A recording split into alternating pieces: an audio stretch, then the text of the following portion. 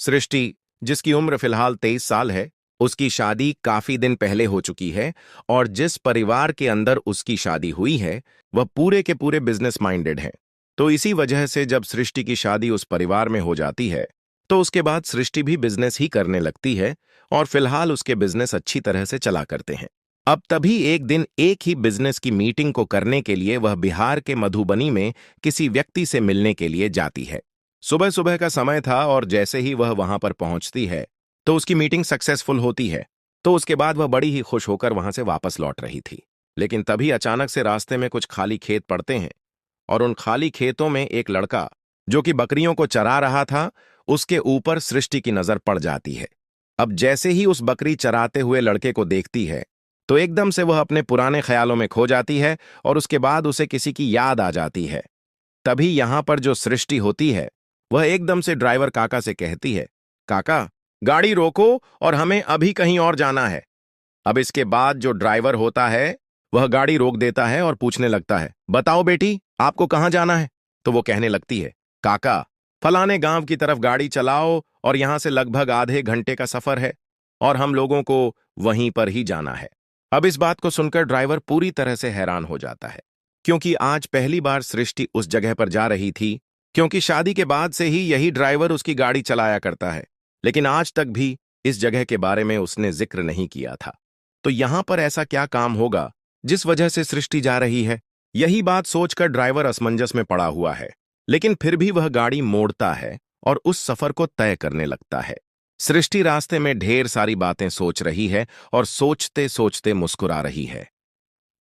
Driver काका इस चीज को देख लेता है और देखने के बाद उससे रहा नहीं जाता और वह पूछ बैठता है, मालकिन, अगर आपसे बात पूछूं तो आप बुरा तो नहीं मानोगी? तो उसके बाद वो कहती है, हाँ काका, बताइए आपको क्या पूछना है? तो ड्राइवर कहता है, मालकिन, उस जगह पर आज तक मैं आपको नहीं लेकर गया हूं और आपका वहां पर क्या है जिस वजह से आप वहां पर जा रही हो, और क्या कारण है जो वहां पर जाने के नाम से आप बड़ी खुश प्रतीत हो रही हो? तो उसके बाद जो सृष्टि होती है वो एकदम से मुस्कुराने लगती है और कहती है, काका, इसके पीछे थोड़ी लंबी कहानी है और आपको मैं शुरुआत से सुनाती हूं। तो इसके बाद जो काका होता है वो कहने लगता है, ठीक है मालकिन, सुनाओ, कोई बात नहीं है, मैं सुनने के लिए तैयार हूं। तो यहां पर जो सृष्टि होती है काका को अपनी पूरी कहानी सुनाने लगती है और वह बताती है, आज से लगभग 10 साल पहले जब मैं 13 साल की थी तो उस टाइम मैं अपने ननिहाल में गई थी, क्योंकि मेरे पिता शहर में रहा करते थे और हम लोग गांव में जाने के काफी ज्यादा शौकीन थे। तो इसी वजह से 13 साल पहले जब मैं अपने ननिहाल में जाती हूँ तो वहां पर अपने मामा के लड़के के साथ इधर उधर खेतों में खेलने के लिए निकल जाया करती थी। उसी दौरान वहां पर एक लड़का होता है जिसका नाम विकास होता है, जो कि बकरियां चराया करता है। उस बकरियां चराने वाले लड़के के साथ हम लोग खेला कूदा करते हैं और वहां पर कैसा भी कोई अमीर गरीब वाला भेदभाव नहीं था। वहां पर खेलते खेलते हम सभी की हल्की सी दोस्ती हो जाती है और मैं रोज वहां पर जाकर खेला करती। लेकिन तभी एक दिन जब मैं अपने मामा के लड़के और विकास के साथ वहां पर खेल रही थी तो उसी दौरान मेरे कान की एक बाली निकलकर ना जाने कहां खो गई थी और उसके बाद मैं बड़ी ही परेशान हो जाती हूं, क्योंकि वो बाली मुझे मेरे पिता ने 12वें बर्थडे पर गिफ्ट की थी और आज मैंने उनको खो दिया तो मां बहुत जोर से चिल्लाएगी, क्योंकि वो बाली सोने की थी।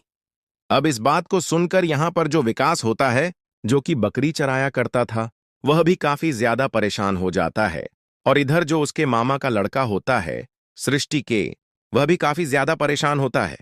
तीनों के तीनों उस बाली को इधर उधर ढूंढने लगते हैं, लेकिन जब काफी देर तक ढूंढने के बाद भी वो बाली नहीं मिलती है तो उसके बाद जो सृष्टि होती है वह फूट फूट कर रोने लगती है, क्योंकि उसे डर लग रहा था कि जब वो घर जाएगी और बाली उसके कान में नहीं मिलेगी तो उसकी मां उस पर चिल्लाने लगेगी। अब इस बात को देखकर यहां पर जो विकास होता है वह उसे चुप कराता है, कहता है, कोई बात नहीं, चुप हो जाओ, इसका भी कोई ना कोई समाधान मिल जाएगा। लेकिन सृष्टि बिल्कुल भी चुप नहीं हो रही थी और रोए ही जा रही थी। लेकिन तभी जो विकास होता है वो कहता है, चिंता मत करो, मेरे पास पैसे हैं और उन पैसों से हम तुम्हारे लिए एक और ऐसी बाली बनवा देंगे और उसके बाद किसी को पता भी नहीं चलेगा। अब इस बात को सुनकर जो सृष्टि होती है वो चुप तो हो जाती है, लेकिन यहां पर विकास ने झूठ बोला था, उसके पास कोई भी पैसे नहीं थे। इसके बाद जो विकास होता है वो कहने लगता है, ठीक है, कोई बात नहीं, मैं पैसे लेकर आता हूं और तुम थोड़ी देर तक मेरी बकरियों का ध्यान रखना। इसके बाद यहां पर जो विकास होता है वहां से सीधा अपने घर जाता है और उसके पिता ने कुछ पैसे बचा कर रखे थे उन पैसों को घर से निकाल कर ले आता है और लाकर सृष्टि के हाथ में थमा देता है। कहता है, ये लो पैसे, और इन पैसों से तुम और तुम्हारा भाई दोनों के दोनों चले जाओ और जाकर अपने लिए दूसरी बाली खरीद लो। अब इस बात को सुनकर सृष्टि को बड़ी खुशी होती है और वह एकदम से विकास को गले लगा लेती है और कहती है, तुम मेरे सच्चे दोस्त हो। अब इसके बाद सृष्टि और उसका मामा का लड़का दोनों के दोनों वहां से चले जाते हैं और विकास अपनी बकरियों को वहीं पर चराने लगता है। उसी गांव के अंदर एक ज्वेलर था और उस ज्वेलर के पास जाकर यहां पर जो सृष्टि के मामा का लड़का होता है, जिसकी उम्र 17 साल थी, वह उन पैसों को ले जाकर उसके लिए एक और बाली बनवा देता है और उसे लाकर सृष्टि को दे देता है। इस बाली को पहनने की वजह से सृष्टि के चेहरे पर अलग ही खुशी होती है और उसके बाद वह बेफिक्र होकर अपने घर चली जाती है। लेकिन यहां पर जैसे ही विकास शाम के समय अपने घर जाता है तो घर जाने के बाद उसके पिता को यह बात पता चल गई थी कि उसके रखे हुए पैसों को विकास यहां से ले गया है। तो उसके बाद वह उस पर पिटाई लगाने लगता है। हालांकि पैसे ज्यादा नहीं थे, 2000 रुपए थे जो सृष्टि को दिए गए थे। लेकिन यहां पर जो विकास के पिता होते हैं, उन्हें इस बात का ज्यादा गुस्सा आता है कि उनके बेटे ने चोरी की है और उसके बाद वह बता नहीं रहा है कि इन पैसों को कहां खर्च किया है। उसका पिता उस पर पिटाई लगाता है, लेकिन वह एक बात तक भी नहीं कहता है कि मैंने इन पैसों को कहां कर दिया। ये बात सृष्टि और उसके मामा के लड़के को भी पता चल जाती है और वो लोग दूर खड़े होकर इसको देखते रहते हैं। लेकिन यहां पर जो विकास होता है, बकरी चराने वाला लड़का, वह बिल्कुल भी उसका नाम नहीं लेता है कि उन पैसों से उसने यह कुछ किया है। काफी देर पिटाई लगाने के बाद उसका पिता उसे ऐसे छोड़ देता है और यहां पर विकास दर्द सहकर चुपचाप ऐसे ही बैठा हुआ था। इसके बाद यहां पर जो सृष्टि होती है, उसे इस बात का बड़ा ही बुरा लगता है और वह ठान लेती है कि जब भी उसके पास पैसे हो जाएंगे तो उसके बाद वह विकास को यह पैसे जरूर ला कर देगी ताकि वह इन पैसों को अपने पिता को दे सके और उसके ऊपर से यह चोर होने का कलंक मिट सके। ऐसा सोच लेती है वो, लेकिन वो भी बच्ची ही थी, तो उसके पास इतने पैसे कहां से आते और धीरे धीरे समय बीतने लगता है।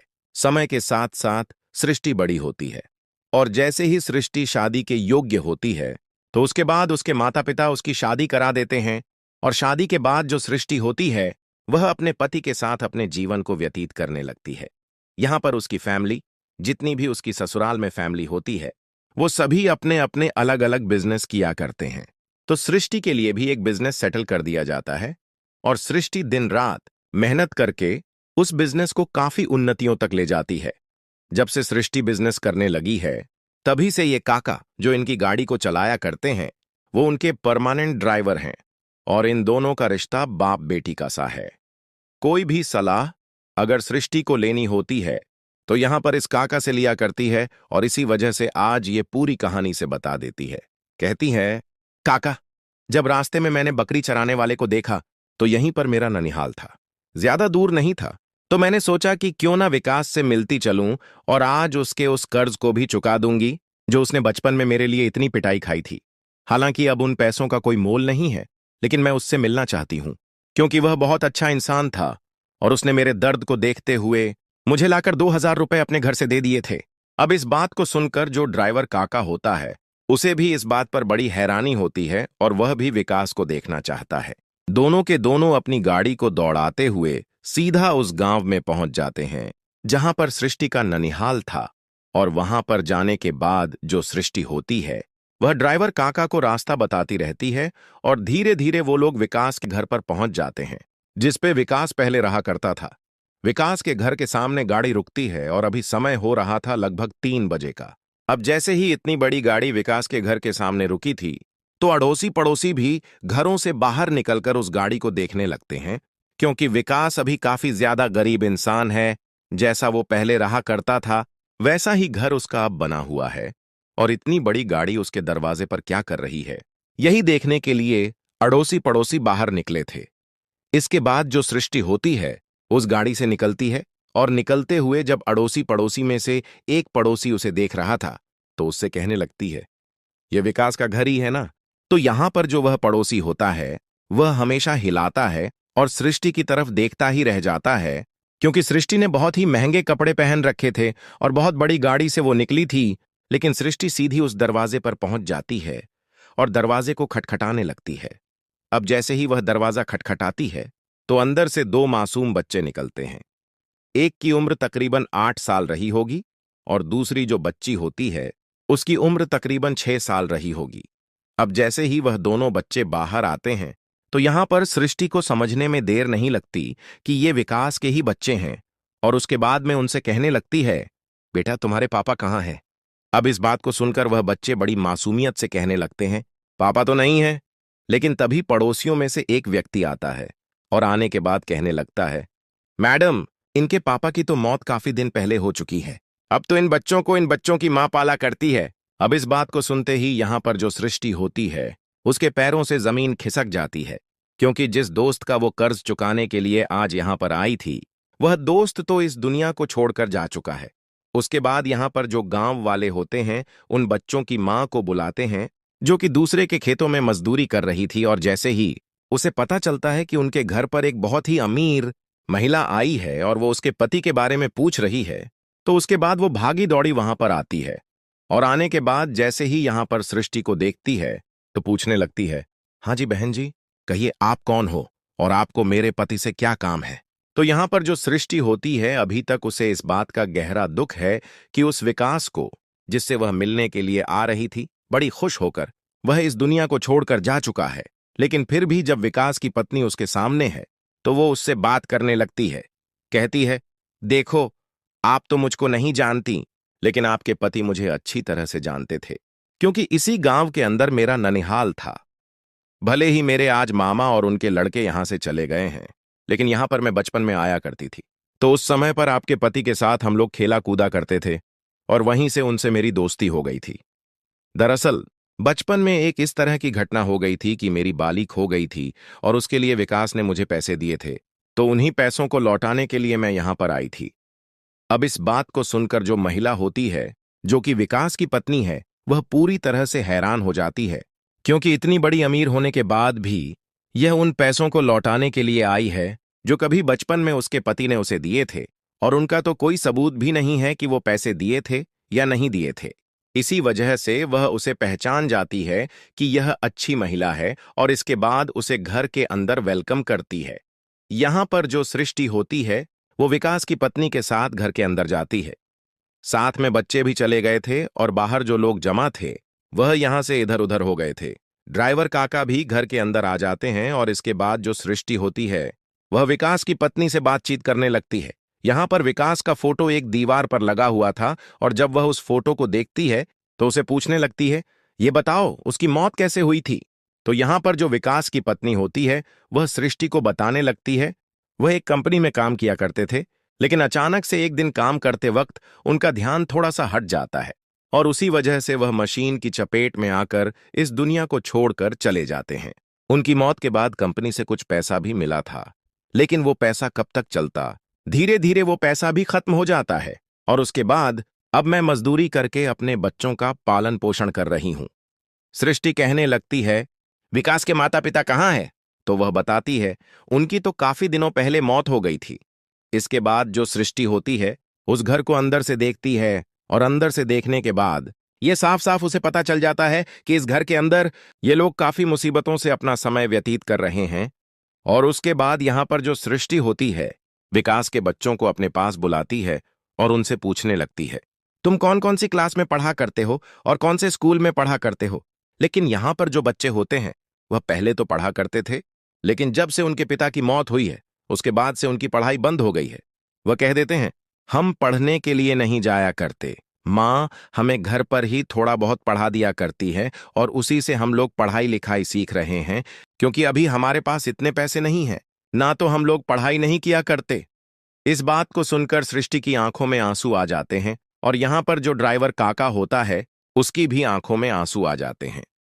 अब सृष्टि जो अब तक उन पैसों को चुकाना चाहती थी वह सोचने लगती है कि ऐसे काम नहीं चलेगा, मुझे इस परिवार के लिए कुछ ना कुछ करना होगा, क्योंकि यहां पर विकास की पत्नी की भी हालत साफ साफ दिखाई दे रही थी। वह विकास की पत्नी से पूछने लगती है, तुम कितने रुपए कमाया करती हो? तो यहां पर विकास की पत्नी बताने लगती है, डेली के मुझे 200 रुपए मिला करते हैं और मैं मजदूरी पर जाया करती हूँ। महीने का 6,000 रुपए हो जाता है, लेकिन उतने पैसों से घर का खर्चा चल पाता है, तो बच्चों की फीस मैं नहीं दे पाती। इस बात को कहते हुए जो विकास की पत्नी होती है, उसकी आंखों में आंसू आ जाते हैं और वह एकदम से फूट फूट कर रोने लगती है। इसके बाद सृष्टि उसे सहारा देती है और कहती है, चिंता मत करो, तुम मेरे दोस्त की पत्नी हो ना, तो तुम्हारे लिए मैं कुछ करना चाहती हूं और मैं वह कर कर रहूंगी। लेकिन तभी विकास की पत्नी कहने लगती है, नहीं मैम साहब, हमें मदद की जरूरत नहीं है। तो वो कहने लगती है, अरे ऐसी बात नहीं है, बचपन में तुम्हारे पति ने मेरी मदद की थी और इसी तरह से मैं तुम्हारी मदद करना चाहती हूं। मैं तुम्हें पैसा नहीं दूंगी, लेकिन मैं तुम्हें एक राह दिखा सकती हूं, जिस राह से तुम अपनी जिंदगी को और भी ज्यादा बेहतर बना सकती हो। अब इस बात को सुनने के बाद जो विकास की पत्नी होती है, वह चुपचाप रह जाती है और इसके बाद जो सृष्टि होती है, वह फिलहाल तो यहां से चली जाती है, लेकिन दूसरे दिन एक नई ऊर्जा के साथ उसी गांव में लौटती है और यहां पर आने के बाद सबसे पहले उन बच्चों का एक अच्छे से स्कूल में एडमिशन कराती है और कहती है, यह बच्चे इस स्कूल में पढ़ेंगे और इनके लिए जो भी खर्चा आएगा वो पैसे तुम ही मुझे दे देना, लेकिन उससे पहले मैं तुम्हें पैसे कमाने लायक बना देती हूं। उसके बाद जो विकास की पत्नी होती है, वो कहने लगती है, मैं पैसा कैसे कमा सकती हूं, मैं ज्यादा पढ़ी लिखी नहीं हूं, थोड़ी बहुत पढ़ी लिखी हूं। लेकिन तभी सृष्टि उसकी तरफ देखकर मुस्कुराने लगती है और कहती है, पढ़ाई लिखाई ज्यादा मैटर नहीं किया करती, आपका काम करने का तरीका मैटर किया करता है। आप ऐसा करना, कल इस समय इस जगह पर आ जाना और वहां पर मैं तुम्हें वहीं पर मिलूंगी। इसके बाद सृष्टि फिर से वहां से चली जाती है। बच्चे स्कूल जाने लगते हैं और यहां पर जो विकास की पत्नी होती है, सुबह सुबह 9 बजे उस जगह पर पहुंच जाती है जहां के लिए सृष्टि ने उसे बताया था। वहां पर एक सिलाई सेंटर होता है, बहुत ही अच्छा वाला, जिसके अंदर कपड़ों की डिजाइन भी की जाती है। तो उसके अंदर सृष्टि जो होती है, वह विकास की पत्नी को लगा देती है और कहती है, अच्छी तरह से सिलाई करना सीख लो और यहां पर जब तुम्हें अच्छी से सिलाई आ जाएगी, तो उसके बाद मैं तुम्हारा सिलाई सेंटर खुलवा दूंगी और उसके बाद तुम अपनी जिंदगी को अपने दम पर व्यतीत कर सकती हो और तुम्हें कोई भी दिक्कत नहीं होगी। यहां पर जब वह काम सीखती है, तो धीरे धीरे कुछ दिनों के अंदर उसे बहुत अच्छी तरह से काम आ जाता है और जब वह अच्छी तरह से काम सीख लेती है, तो सृष्टि अपने पास से पैसे लगाकर उसके लिए उसी शहर के अंदर एक बहुत ही अच्छा सिलाई सेंटर खुलवा देती है, जिसके अंदर वह महंगे महंगे डिजाइनर सूट सीना करती है और उसकी मेहनत की वजह से उस पर ढेर सारे कस्टमर आने लगते हैं, बड़े बड़े घरों के, और ढेर सारा रुपया पैसा वो कमाने लगती है। जब वो रुपया पैसा कमाती है, तो उसके बाद सृष्टि के पैसों को चुकाने की सोचती है, लेकिन सृष्टि मना कर देती है। कहती है, यह तुम्हारे पति का कर्ज था जो मैंने चुकाया था और तुम इन पैसों को अपने पास रखो, अपने बच्चों के फ्यूचर के लिए इकट्ठा कर लो।